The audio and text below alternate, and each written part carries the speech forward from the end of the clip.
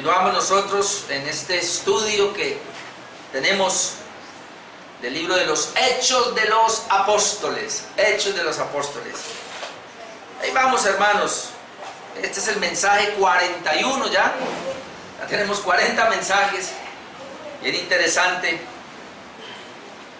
Y nosotros comenzamos a ver del capítulo 21, ya la última parte del apóstol Pablo, cuando él hizo el viaje a Jerusalén y allí fue arrestado.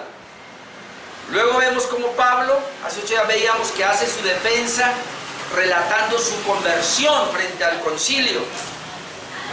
Y entonces vemos que ahí veíamos 5 cosas hace 8 días. Pablo solicita al tribuno poder para hablar, porque el tribuno lo libra de esa turba. Y luego Pablo relata su vida antes de su conversión. Luego Pablo relata su conversión y luego Pablo relata su misión después de la conversión, y aún así es acusado y es azotado. Ahí habíamos quedado en el capítulo 22 y ahora vamos a mirar capítulo 23 y obviamente como es una historia, es una secuencia, entonces vamos a mirar el título del mensaje de hoy: es Pablo en Jerusalén y en Cesarea. Es decir, ¿qué le acontece a Pablo en Jerusalén y qué le va a acontecer en Cesarea, o qué le aconteció? Así que hoy vamos a hacer lo más simples que podamos, y vamos a tratar de ver 3 puntos hoy. Y es: primero, Pablo en Jerusalén enfrenta el concilio otra vez. 2, judíos radicales procuran asesinar a Pablo en Jerusalén. Eso es lo que le acontece en Jerusalén. Y luego vamos a ver en Cesarea que Pablo es enviado al gobernador Félix en Cesarea, y ahí ya vamos a mirar otros relatos. Así que vamos, hermanos, con el primer punto de hoy. Pablo en Jerusalén enfrenta el concilio, versículos 1 al 11. Como son 35 versículos, obviamente no lo leo, pero lo vamos a ir leyendo en la medida que vamos haciendo el estudio.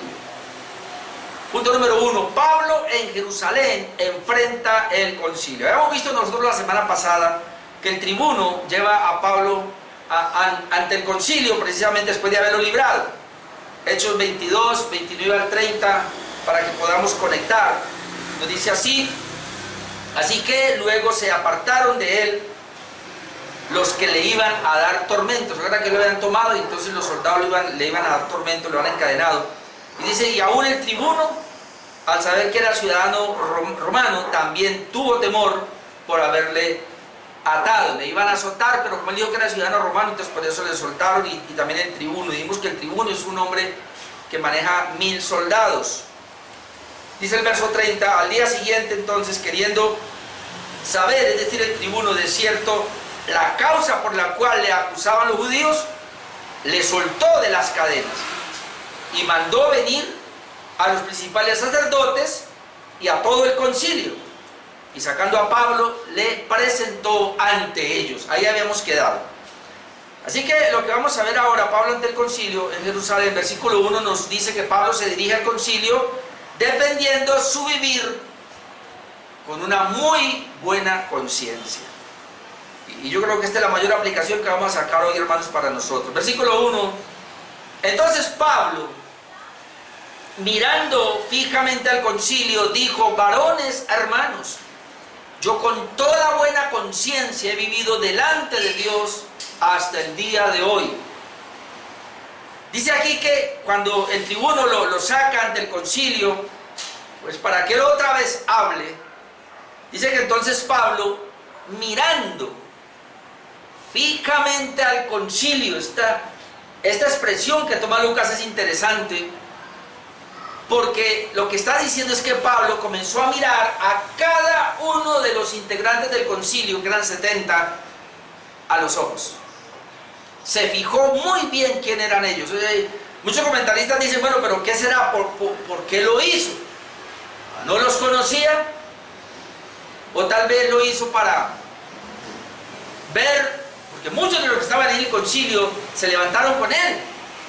Muchos de ellos se levantaron bajo los pies de Gamaliel también, juntamente con él. Así que muchos de los que están en el concilio fueron los que le dieron las cartas para que él fuera a perseguir la iglesia. Eran amigos de él. Tal vez fijó los ojos para ver cuántos amigos de él habían ahí que precisamente estaban pidiendo la muerte de él. Otros dicen que no, que tal vez era porque como Pablo padecía de una enfermedad de la visión, entonces no veía muy bien. Y obviamente esto tiene que ver con lo que vamos a ver ahora, pero puede ser que sí, como puede ser que no, entonces por eso él de alguna manera quería verlos bien.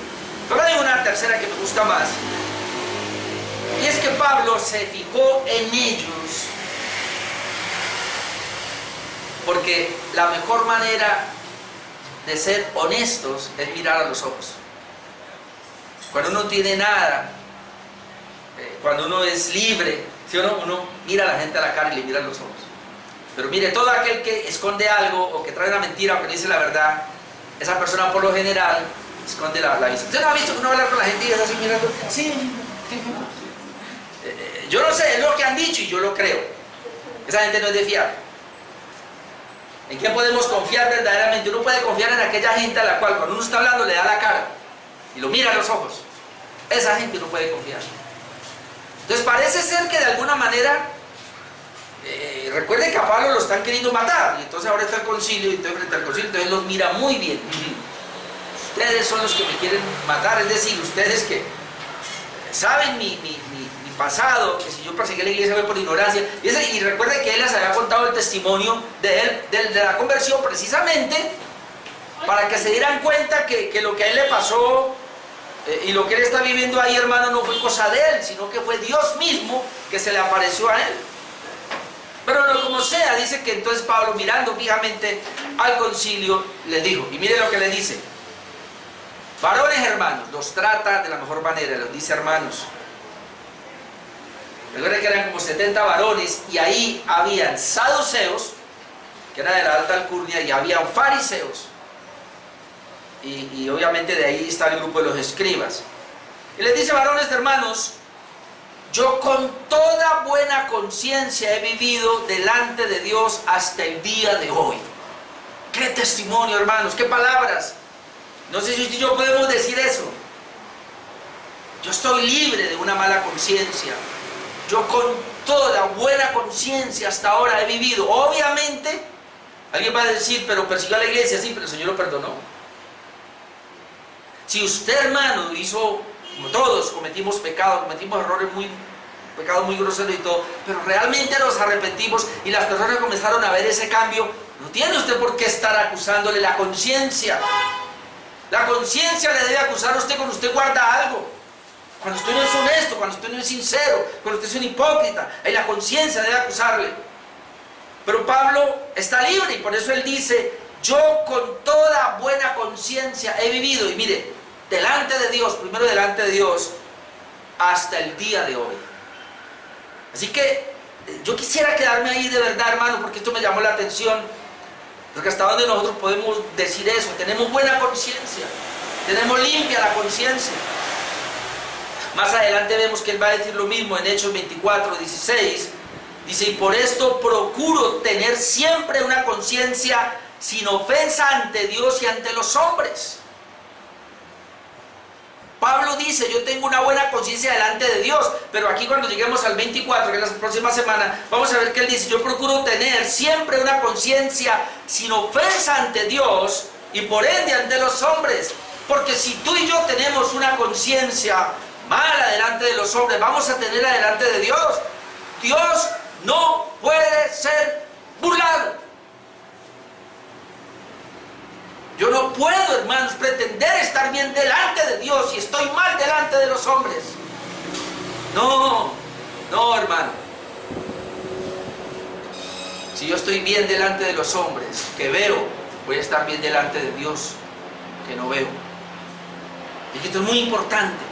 Sin ofensa ante Dios, dice Pablo: yo he vivido, pero yo no, en este momento yo estoy libre de haber ofendido a mi Dios, como estoy libre de haber ofendido a los hombres, a mis hermanos o a las personas.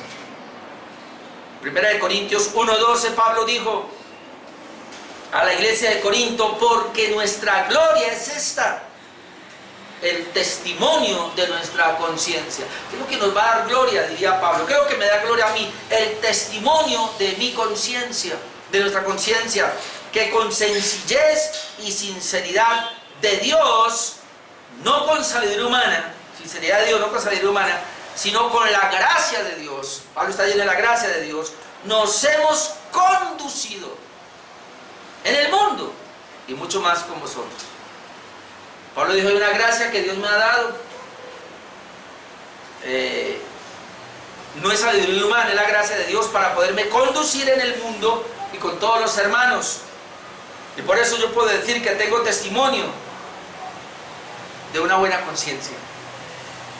Tenemos que revisar, hermanos, si realmente nosotros tenemos buen testimonio delante de los hombres para tener una buena conciencia. Y eso entonces es por la gracia de Dios y no por la sabiduría humana. Pablo le escribe a Timoteo entonces en 1 de Timoteo 1, 5 al 6, y este versículo es tremendo, hermanos. 1 de Timoteo 1, 5 le dice, pues el propósito de este mandamiento es el amor. Es el amor. Pero el amor nacido de corazón limpio y de buena conciencia y de fe no fingida. Ahora note, de las cuales cosas, desviándose algunos, se apartaron a vana palabrería. En el tiempo de Pablo muchos se habían apartado a vana palabrería, muchos pastores que eran amigos de Timoteo. ¿Se acuerdan que habíamos dicho que Pablo mandó a llamar en Filipo, mandó a llamar a los pastores de Éfeso y les dio una charla y le dice, dentro de ustedes se van a levantar falsos? Y aquí vemos que se levantaron. Pero ¿cuál fue la razón por la cual muchos se apartaron o se desviaron a vana palabrería? Porque muchos cristianos que van bien de repente se apartan. Es por esto. Porque el propósito de este mandamiento es el amor. Aquí habla del amor de Dios, pero es el amor de Dios nacido de corazón limpio. Es decir, un corazón que es regenerado. El corazón que es regenerado va a dar un amor puro, nacido de corazón limpio, pero también va a dar y de buena conciencia. Esa conciencia en la cual Pablo dice que él tenía delante de Dios y delante de los hombres es por su corazón puro. Un corazón puro va a mantener una limpia conciencia y también y de fe no fingida. Hoy día estamos viendo a muchos reformados que dicen una cosa y practican otra. Tanto pastores como feligreses, se está viendo y se están descubriendo. Dicen una cosa pero practican otra. Entonces su fe es fingida. Y lo que Pablo está diciendo aquí, hay tres cosas aquí que me permiten tener un amor genuino. Que ese amor nació de corazón limpio, que ese amor mantiene una buena conciencia y que ese amor viene de una fe no fingida. Porque si se desvían de esas cosas, se apartan a vana palabrería. Diríamos, se apartan a vivir un cristianismo que no es cristianismo. Así que la conciencia, hermanos, tener una limpia conciencia es muy bueno. Pablo la tenía. Y 1 de Timoteo 3, 8 y 9, que es el requisito para los pastores. Y no digamos solo para los pastores, para un creyente. Pero ahí está para pastores. 1 de Timoteo 3, 8 y 9, los diáconos. Bueno, aquí dice diácono, pero también entra los ancianos. Asimismo deben ser honestos, sin doblez, no dados a mucho vino, no codiciosos de ganancias deshonestas. Note el 9, que guarden el misterio de la fe con limpia conciencia. Los diáconos, los pastores deben guardar el misterio de la fe, pero lo deben guardar con limpia conciencia. Cuando nosotros entramos en el estudio de la Reforma o de todas estas doctrinas, lo mejor, hermanos, es tener conceptos claros. ¿Se acuerda a Martín Lutero cuando lo entrevistaron allá y lo pusieron ante la edita de Worms, que le dijeron, esos libros son suyos y son míos? ¿Usted se retracta? No puedo retractarme porque yo no puedo ir en contra de la palabra de Dios y tampoco en contra de mi conciencia. Mi conciencia está ligada a las Escrituras. Así que lo que dice la Escritura, eso es lo que tengo en mi conciencia y yo no puedo ir en contra de mi conciencia porque no es bueno. Así que, hermanos, tener una limpia conciencia es vivir en un gozo, una alegría. Lo mejor que nos puede pasar es saber que no tienen de qué acusarnos. Que no tenga nadie que decir nada de nosotros. Que si lo dicen, lo digan porque están errados, equivocados. Bueno, y si fallamos, bueno, el que tiene limpia conciencia reconoce que ha fallado, pide perdón y enmenda el error y eso para adelante. Amén. Amén. Versículos 2 y 3, vemos que cuando él dice eso, él iba a hablar, el tribuno le dio la oportunidad para hablar, pero él solamente dijo eso y ahí frenó. ¿Por qué? Porque cuando él iba a hablar, el sumo sacerdote ordenó golpearlo. No sé si las palabras penetraron el corazón del sumo sacerdote y ordenó golpearlo, y Pablo lo maldice. Versículos 2 y 3. El sumo sacerdote Ananías ordenó entonces a los que estaban junto a él, dio la orden, que le golpeasen en la boca. Ahora, esto que dio la orden, esto fue porque cuando Pablo estaba diciendo, hermanos, yo tengo limpia conciencia delante de Dios, y cuando él dijo así, ¡pum!, le dieron un puño en la boca, ahí mismo. Porque cuando él estaba ahí, el sumo sacerdote ordenó entonces a los que estaban junto a él que le golpeasen en la boca. Entonces Pablo le dijo, Dios te golpeará a ti, pared blanqueada. Y le dice, ¿estás tú sentado para juzgarme conforme a la ley y quebrantando la ley me mandas golpear? Bueno, aquí se pone otro problema porque más adelante vamos a ver que él justifica o por lo menos reconoce que se equivocó. Pero la orden aquí, hermanos, del sacerdote Ananías obviamente estaba fuera de todo orden y su ira le llevó al error. Aquí el sumo sacerdote Ananías, cuando él ve que Pablo está hablando que tiene limpia conciencia, yo creo que eso penetró su corazón, porque precisamente ellos le están acusando a él y le están diciendo, usted es un revoltoso, usted está en contra de la ley, usted está en contra del templo, usted está en contra de Moisés. Entonces cuando él dice que tiene limpia conciencia, como que no le gustó y lo mandó a golpear. Eso no está bien hacerlo, él abusó obviamente, y Pablo entonces inmediatamente dice, me golpeaste, entonces Dios te golpeará a ti, pared blanqueada. Antes de entrar en esos detalles, es muy posible que esto que dijo Pablo, Dios te golpeará a ti, parece que sí fue cierto, porque a los añitos, o al poco tiempo, porque este no duró mucho, a él lo asesinaron, murió asesinado. No se sabe si se cumplió la palabra, esta promesa, pero él le dio una maldición, él lo maldijo. Porque Pablo le dice, Dios te golpeará a ti. Y le dice pared blanqueada. ¿Y qué es lo que le dice? Estás tú sentado para juzgarme conforme a la ley, y quebrantando la ley, me mandas golpear. Ahora, esto lo hemos visto, ¿no? A nivel religioso se ha visto esto, pero también a nivel político, a nivel gubernamental se ha visto esto. Que gente que conoce la ley, abogados que conocen bien la ley, pero abusan. Usan la ley y saben cómo quebrantarlo. Esto es impresionante, esto es así. Quien usa mal la ley entonces para su provecho pierde todo respeto de los demás, y eso fue lo que le pasó a este Ananías, que era un líder principal. Él perdió su respeto. Ahora vamos a ver lo que le pasó a Jesús en Juan 18, 22, algo muy parecido,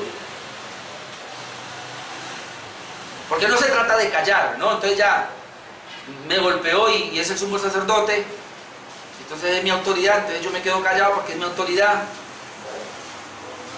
En Juan 18, 22 dice, cuando Jesús hubo dicho esto, es decir, le preguntaron, ¿eres tú el Mesías, el Cristo, el Rey? Y él está contestando precisamente en un juicio. Cuando Jesús hubo dicho esto, uno de los alguaciles, porque no le gustó pareciera, porque él estaba diciendo, bueno, si quieres saber si soy realmente el Mesías o el Rey, pregúntele a los que han visto mis señales y todo. Entonces dice que cuando Jesús hubo dicho esto, uno de los alguaciles que estaba allí le dio una bofetada a Jesús, lo mismo que a Pablo, diciendo, ¿así respondes al sumo sacerdote? Porque el sumo sacerdote le preguntó, ¿eres tú el medio del Cristo? Y dijo, pregunte. Lo mandó a preguntar, vaya, averigüe todo lo que he hecho. Así responde al sumo sacerdote. Jesús le respondió, note, si he hablado mal, testifica en que está mal, y si bien, ¿por qué me golpeas? No sé si Pablo aprendió esto de Jesús. Bueno, sí, Jesús fue llevado como un cordero al matadero, hermano, pero obviamente aquí vemos que hay momentos donde uno no se aguanta. Y obviamente Jesús no pecó, Jesús reclamó lo que es legal. No tiene ninguna autoridad para golpearme. Es decir, en la ley romana inclusive, mientras no se juzgara a una persona, no se le podía golpear. Ellos lo sabían muy bien. Así que esto es abuso de autoridad. Ahora, en la respuesta que le dice, Dios te va a juzgar, y le dice pared blanqueada. Lo que quiere decir, usted está hermoso por fuera, pero por dentro está podrido. Es una pared blanqueada, aquí se refiere, no sé si estucada, pero la pared está mal, podrida, se está cayendo, entonces le echan un trapito, un estuco y la pintan y se ve bonita. Pero en cualquier momento se cae. Eso es lo que él está tratando de decir. Pero es semejante a lo que Jesús dijo también, que es muy parecido en Mateo 23, 17, cuando enfrentó a los fariseos. En Mateo 23, 17 Jesús dijo: ay de vosotros escribas y fariseos hipócritas, porque sois semejantes a sepulcros blanqueados. Esto es más fuerte. Es una pared blanqueada, tiene que ver, está podrida obviamente, pero un sepulcro blanqueado ya sabemos. Y Jesús dice que por fuera la verdad se muestra hermoso, mas por dentro está lleno de huesos de muertos y de toda inmundicia. Entonces cuando él dice pared blanqueada, está diciendo: usted está mostrando legalmente, aparentemente muestra externamente que está legal, pero internamente usted está muy mal, usted está podrido, usted realmente no tiene a Dios, tienes una fachada de cristianismo. Eso es lo que le está diciendo. Bueno, en versículos 4 y 5 vemos entonces que Pablo reconoce su error y su ignorancia y aclara lo que se decía en la ley acerca de este tipo de autoridades. Dice versículos 4 y 5: y los que estaban presentes dijeron: ¿al sumo sacerdote de Dios injurias? Le dicen a Pablo. Pablo dijo: no sabía, hermanos, que era el sumo sacerdote, pues escrito está: no maldecirás a un príncipe de tu pueblo. Pablo se excusa del error, de la ignorancia, pero no se excusa de lo que dijo. ¿Por qué? Y hay otra vez preguntas aquí. ¿Acaso Pablo no sabía? Porque cuando le dicen: bueno, usted injuria, está maldiciendo al sumo sacerdote, sino que es una autoridad. Entonces Pablo dijo: no sabía, hermanos, que era el sumo sacerdote. Y otra vez preguntamos: ¿cómo así que no sabía? Puede ser que cambió alguna cosa, pero se cree que tiempo atrás que él fue a Jerusalén, él habló con el sumo sacerdote. Entonces, aquí, tal vez no lo reconoció cuando miró bien fijamente, puede ser una. Tal vez, porque él sí sabía que del sumo sacerdote. Otros dicen que quizás era porque no veía bien y posiblemente no le alcanzó a ver bien. Hay otros que dicen que no, que él lo dijo fue de pronto en forma irónica, sarcástica. No lo sabía, en forma sarcástica. Pero no importa cómo haya sido, pero entonces él dice: obviamente, y lo que yo hice, porque escrito está: no maldecirás a un príncipe de tu pueblo. Entonces, como ya lo dije, 3 razones. Realmente no lo sabía. Hay otra razón: no veía bien, o hay una tercera, o sencillamente irónicamente porque no lo aprobaba. Aunque era el sumo sacerdote, no lo aprobaba como el sumo sacerdote, y por eso contestó de esa manera. Realmente no sabemos, pero lo que sí sabemos es que él reflexiona y dice: sí, cometí un error, porque en Éxodo 22, 18 dice: no injuriarás a los jueces ni maldecirás al príncipe de tu pueblo. Y él se aplica la palabra para sí mismo, y él dice: sí, cometí un error, pero reconoce. Igual lo maldigo, como dije, él murió al tiempo, no recuerdo, como 2 o 3 años murió asesinado de todas maneras. Versículos 6 al 8 vemos que Pablo usa ahora una estrategia para dividir el concilio, porque después de eso la cosa se ponía peor, pesada. Entonces dice versículos 6 al 8, lo voy a leer todo, dice: entonces Pablo, esta es una estrategia interesante que él usa, notando que una parte era de saduceos y otra de fariseos, es decir, el concilio, alzó la voz en el concilio y dijo esto: varones hermanos, yo soy fariseo, hijo de fariseo, acerca de la esperanza y de la resurrección de los muertos se me juzga. Es decir, los fariseos tenían la esperanza y la resurrección de los muertos. Dice: a causa de esto se me juzga. Cuando digo esto, se produjo disensión o división entre los fariseos y los saduceos. Entraron inmediatamente en una competencia ahí de, no, si hay resurrección, no, no hay resurrección, no, pero es que no hay... Entraron en una situación divisoria. Y dice, y la asamblea se dividió, porque los saduceos dicen que no hay resurrección, ni ángel, ni espíritu, pero los fariseos afirman todas estas cosas. De manera que Pablo usa una estrategia, porque él ya estaba perdido, y más con lo que le dijo al sumo sacerdote. Entonces él aprovecha esa situación y habla de la resurrección, que él es fariseo de la resurrección, para entrar en una situación. Entonces la asamblea se divide y entran allí en una algarabía, me imagino. Lo que usa Pablo entonces es precisamente producir un debate, y él lo sabía, porque en Hechos 4, ya hemos pasado por ahí, 1 y 2, encontramos esto, dice, hablando ellos al pueblo, es decir, en este caso los apóstoles, vinieron sobre ellos los sacerdotes con el jefe de la guardia del templo y los saduceos, resentidos, no diga que están resentidos, los saduceos, resentidos de que enseñasen al pueblo y anunciasen en Jesús la resurrección de entre los muertos. Así que a un saduceo no se le podía hablar de que hay resurrección, porque ellos entraban en un celo, en un resentimiento. Y cuando Pablo utiliza esa parte y dice, yo soy fariseo, yo creo en la esperanza venidera, pero también creo en la resurrección de los muertos, y como yo no creía ni en ángeles ni nada de eso, los saduceos entraron en un conflicto, y eso era lo que Pablo quería, y lo provocó y lo logró. ¿Para qué? Obviamente para salirse, y eso fue lo que pasó. Versículo 9 vemos que Pablo logró el apoyo ahora de los escribas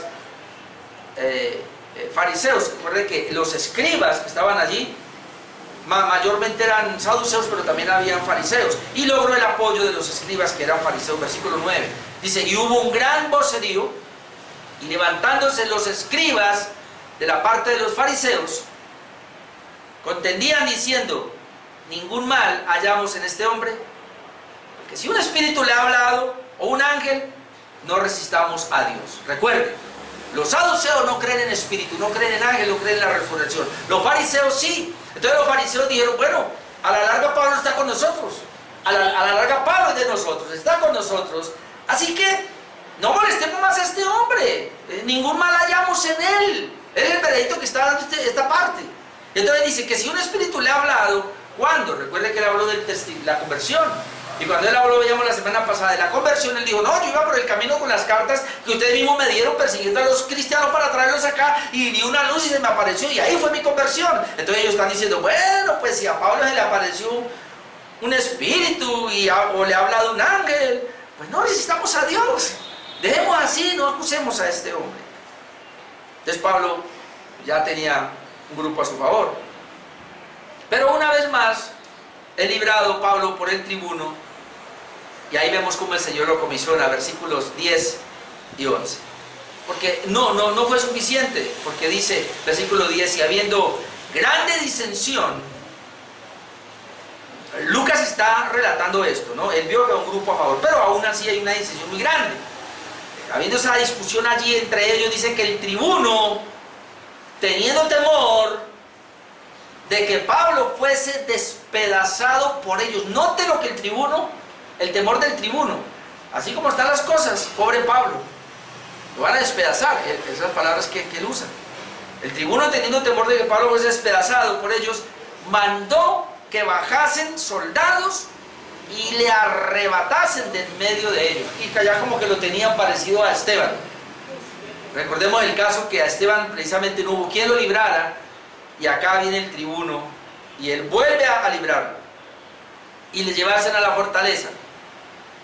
Luego dice 11, y a la medianoche siguiente, es decir, en esa noche que estaba en la fortaleza, se le presentó el Señor una vez más y le dijo, ten ánimo, Pablo. Estas palabras son muy importantes, porque cada vez que uno ve en la Biblia que el Señor le decía algo a los discípulos, ten ánimo, era porque estaban llevados. Y aquí Pablo parece que estaba perdiendo todos los estribos, como se dice. El recuerde que él había sido ya azotado, ahora ha sido abofeteado, no sabemos si está echando sangre por la boca, no sabemos si ha sido encadenado, ahora otra vez meterlo a la fortaleza, aunque libre, pero está allá. Entonces el Señor se le aparece y le dice, ten ánimo, Pablo. Y mire la comisión que le da, pues como has testificado de mí en Jerusalén, así es necesario que testifiques también en Roma. Con esas palabras, primero lo levanta con el aliento. Tenga ánimo. Y luego le dice, tranquilo, es decir, usted no se va a morir ahora, no lo van a matar, usted tiene que ir a Roma a predicar. Y recuerda que cuando Pablo habla a los romanos y le escribe las cartas, varias veces vemos, lo hemos visto la vez pasada, que él decía, yo quiero ir a ustedes. Yo no conozco a los hermanos de Roma, yo solamente me di cuenta de Aquila y Priscila que llegaron de allá, pero yo quiero ir a esa iglesia, mi anhelo es llegar a Roma. Y él les escribe la carta a los romanos, obviamente antes de esto y les había dicho. Y ahora el Señor había puesto su corazón y tranquilo que usted va a ir a Roma. Es necesario que predique el Evangelio también en Roma. Así que esto tira por el suelo también las profecías que supuestamente le habían dicho de que no fuera a Jerusalén, de que se quedara acá, que el Espíritu había dicho que no fuera a Jerusalén. ¿Ve? Aquí el comentarista Kistemaker nos dice lo siguiente en la aparición de Jesús esa noche. Dice, qué seguridad más inconmovible, qué promesa más maravillosa. Justo cuando se ve el final del camino, recibe directamente de Jesús la seguridad de que así como ha predicado en Jerusalén, predicará también en Roma. Habiendo completado su tercer viaje misionero, recibe Pablo su siguiente misión: anda a Roma y predica allí. Dios le levantó el ánimo entonces a Pablo. Eso es lo primero, Pablo en Roma. Lo número dos, judíos radicales ahora procuran asesinar a Pablo en Jerusalén. Pablo en Jerusalén ahora lo quieren asesinar. Versículo 12 hasta el 22.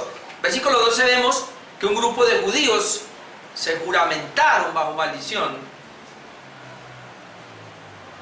dar muerte a Pablo, casi que bajo pena de muerte, dar muerte a Pablo, seguramente. Versículo 12. Venido el día, o sea, al otro día, recuerden que el Señor le habló a Pablo en la noche, él estaba en la fortaleza, Dios le habla allí. Pero venido el día, o sea, al otro día, algunos de los judíos, aquí no es el concilio de los 70, fariseos escribas, aquí son otros, digamos los que están afuera, digamos los que están haciendo la barra, digamos los que están, el pueblo, el famoso pueblo, el que va a las calles, más o menos es la idea. Venido el día, algunos de los judíos tomaron un complot y se juramentaron bajo maldición diciendo que no comerían ni beberían hasta que hubiesen dado muerte a Pablo. Hermano, por eso yo pongo acá un grupo de judíos radicales, extremistas. Hay gente que es así en todos los bandos. Esto es impresionante porque uno en todo, tanto en la política como en la religión, encuentra gente extremista que se hace matar por un hombre o por una idea. No tienen que ver nada con el asunto porque no son los que están tomando decisiones allá, no son los 70, los del concilio, no, es un grupo de personas por ahí que cree lo que ellos están diciendo y entonces están a favor. Y como ellos dijeron que Pablo estaba en contra de la ley de Moisés, enseñaba cosas heréticas, entonces ellos hay que matarlo. Y están mirando a ver qué pasa, y como el concilio no logra nada, y entonces lo salvó, entonces dijeron, bueno, nosotros vamos a juramentarnos, y este man se muere porque se muere. Y entonces ellos mismos se reunieron y encontraron 40, dicen que eran más de 40, no sabemos cuántos. Pero ahora vamos a ver que eran muchos, o por lo menos se temía que eran muchos. Aquí dice que más de 40. Estos judíos, hermanos, le revelan el plan a los principales sacerdotes, es decir, están ahí y luego van a los principales sacerdotes, obviamente a los enemigos, ¿no? Versículos 13 al 15, leo así, dice que eran más de 40 los que habían hecho esta conjuración, los cuales fueron a los principales sacerdotes y a los ancianos y dijeron, nosotros nos hemos juramentado bajo maldición a no gastar nada hasta que hayamos dado muerte a no gustar, a no comer nada hasta que hayamos dado muerte a Pablo. Note, hasta que hayamos dado muerte a Pablo. Entonces vamos a entrar en un ayuno hasta que hayamos dado muerte a Pablo. Ni agua vamos a tomar. No, nada vamos a degustar hasta que Pablo no esté muerto. Ahora pues vosotros, con el concilio, vayan y hablen esto al concilio, entre ustedes allá, requerid al tribuno que le traiga mañana ante vosotros. Como que queréis indagar algunas cosas más acerca de él, y nosotros estaremos listos para matarle antes que llegue.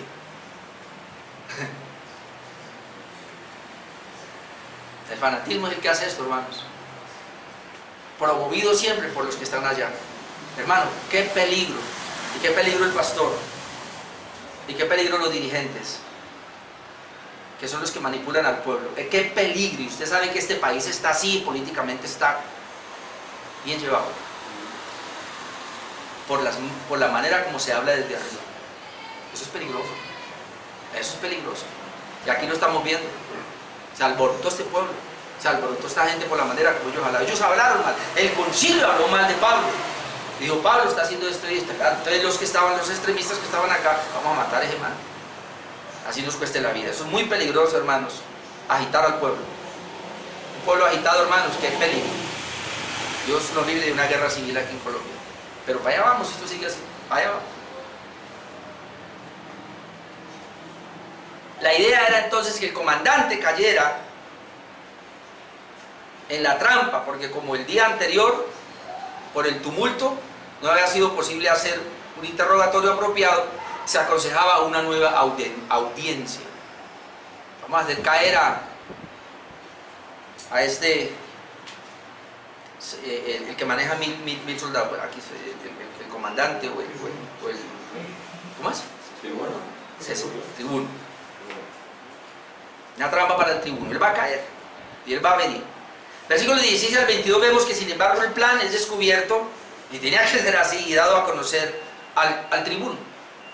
Hermano, si logran que Pablo vaya, lo matan. Pero entonces mire lo que pasó, y todo esto es la soberanía de Dios. Versículo 16, leamos hasta el 22, dice, mas el hijo de la hermana de Pablo, es decir, el sobrino, oyendo hablar de la celada, fue y entró en la fortaleza y dio aviso a Pablo. Alguien dirá, pero ¿cómo entró facilito a la cárcel? Hermano, en ese tiempo, digámoslo, el imperio no le daba de comer a la gente, ni le prestaba nada. Cuando un preso entraba a la cárcel, los familiares tenían que llevarle la ropa, tenían que llevarle la cama, todo para dormir, y la comida y todo. Entonces, por eso podía entrar, tenía libertad. Entonces fue y entró y dio aviso a Pablo. Pablo, llamando a uno de los centuriones, dijo, lleva a este joven ante el tribuno porque tiene cierto aviso que darle. Él entonces, tomándole, le llevó al tribuno y dijo, el preso Pablo me llamó y me rogó que trajese ante ti a este joven, que tiene algo que hablarte. El tribuno, tomándole de la mano y retirándose aparte, le preguntó, ¿qué es lo que tienes que decirme? Él le dijo, los judíos han convenido en rogarte que mañana lleves a Pablo ante el concilio. ¿Cómo que van a indagar alguna cosa más cierta acerca de él? Pero tú no les creas, porque más de 40 hombres de ellos le acechan, los cuales se han juramentado bajo maldición a no comer ni beber hasta que le hayan dado muerte. Y ahora están listos esperando tu promesa. Entonces el tribuno despidió al joven, mandándole que a nadie dijese que le habían dado aviso de eso. Es decir, ellos se quedaron con la celada. Pero ¿qué pasó? Y ahí viene el tercer punto. Que Pablo es enviado al gobernador Félix en Cesarea, versículo 23 al 25. Versículo 23 y 24, el tribuno envía entonces a Pablo a Félix con 470 hombres custodiándolo. Ve lo que dice el versículo 23. Y llamando a 2 centuriones. O sea, cada centurión tiene 100, entonces 200. Mandó que preparasen para la hora tercera de la noche 200 soldados. 2 centuriones, 200 soldados. 70 jinetes, que iba a la cabalgadura. 200 lanceros. Sume, 470. ¿Para qué? Para que fuesen hasta Cesarea y que preparasen cabalgadura también, es decir, en que poniendo a Pablo le llevasen en salvo a Félix el gobernador. O sea que de todas maneras parece que este tribuno se congració con Pablo y le consiguieron cabalgadura porque le diera que se fuera bien. Un preso, pero fue benevolente con Pablo. Pero la pregunta que nos hacemos aquí es ¿por qué? ¿Por qué tanta seguridad?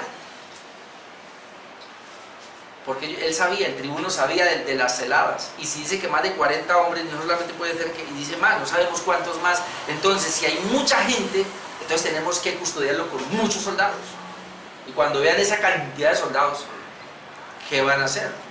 Yo se lo cuenta, no recuerdo en qué pueblo esta semana acá en el Cauca fue. Yo no sé cuántos soldados fueron, pero fue una cantidad de soldados. Entraron a un pueblito y cogieron ahí 17 personas de una vez. Ellos estaban, estuvieron con la mano, como dicen, con las manos en la masa o desprovistos también.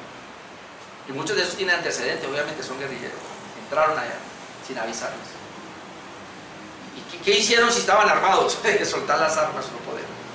340 o más, ¿qué van a hacer frente a 470? Y van en caballos y van lanceros también. Y Steinmaker dice aquí, Claudio Lisias era directamente responsable al gobernador Félix, quien residía en Cesarea, debido a que Pablo era un ciudadano romano cuya seguridad personal estaba amenazada en Jerusalén. Sabiamente el comandante decidió transferir a transferirlo a Cesarea.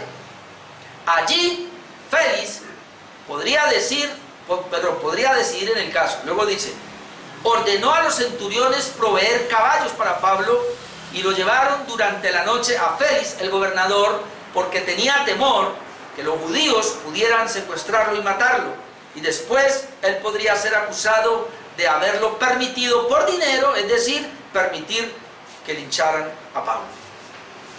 Eso había pasado, entonces él tenía que asegurarse, y por eso el tribuno lo custodia muy bien y lo envía de esa manera. Versículo 25 al 30 vemos que el tribuno entonces le escribe una carta sobre el motivo del envío de Pablo. Dice versículo 25, y escribió una carta en estos términos. Es decir, el tribuno le escribe la carta, en este caso al gobernador Claudio Lisias. Dice al excelentísimo Claudio Lisias, que era entonces, ya sabemos el nombre del tribuno, hasta ahora era tribuno, pero aquí ya vemos que es Claudio Lisias, entonces era el tribuno. Entonces Claudio Lisias al excelentísimo gobernador Félix, salud. Normalmente así se hacían las cartas. Y ahora dice, a este hombre, aprendido por los judíos, y que iban ellos a matar, eso es verdad, lo libré yo acudiendo con la tropa. Él no va a decir obviamente que él también hasta se burlaba de la ciudadanía de Pablo. Bueno, lo libré yo acudiendo con la tropa, habiendo sabido que era ciudadano romano. Pero no dice más. Y queriendo saber la causa por qué le acusaban, le llevé al concilio de ellos y hallé que le acusaban por cuestiones de la ley de ellos, pero que ningún delito tenía digno de muerte o prisión. Note lo que él dice, ningún delito tenía digno de muerte o de prisión. Pero al ser avisado de acechanzas que los judíos habían tenido contra este hombre, al punto le he enviado a ti, intimando también a los acusadores que traten delante de ti lo que tengan contra él, pásala bien. Es decir, lo envío a ti para que allá lo guardes, y después va a ir allá. Entonces ahora sí van a ir los acusadores, pero ya no van a ser todos fue el tumulto, sino que van a ir personas seleccionadas a hablar allá. Esto es interesante, hermanos, porque el tribuno no encontró motivo para arrestar a Pablo, y exactamente eso le pasó a Jesús. Brevemente le traigo por lo menos algunos versículos de Lucas 23, que es el mismo juicio que le hacen al Señor. Y en Lucas 23:4 dice, y Pilato dijo a los principales sacerdotes y a la gente, ningún delito hallo en este hombre, es decir, en Jesús.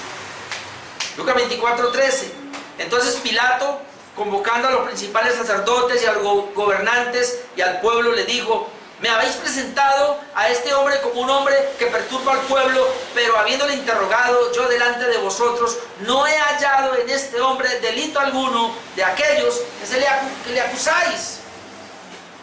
Versículo 22, él les dijo por tercera vez, pues qué mal ha hecho este, ningún delito digno de muerte he hallado en él. No se encontró delito alguno en Jesús y no se encontró delito alguno en Pablo, así que en eso fueron semejantes. Los soldados dejan a Pablo en Antipatris con los 70 jinetes, es decir, los 400 soldados dejan a Pablo en Antipatris con 70 jinetes, que posteriormente le llevan a Cesarea ante el gobernador Félix, versículo 31 al 35. Versículo 31 dice: y los soldados, tomando a Pablo como se les ordenó, le llevaron de noche a Antipatris, y al día siguiente, dejando a los jinetes que fuesen con él, volvieron a la fortaleza, es decir, volvieron a Jerusalén. Cuando aquellos llegaron a Cesarea y dieron la carta al gobernador, presentaron también a Pablo delante de él. Y el gobernador, leída la carta, preguntó de qué provincia era, y habiendo entendido que era de Cilicia, le dijo: te oiré cuando vengan tus acusadores, y mandó que le custodiasen en el pretorio de Herodes. Eso es lo que vamos a ver la próxima vez, pero déjeme yo aclaro aquí algo. Antipatris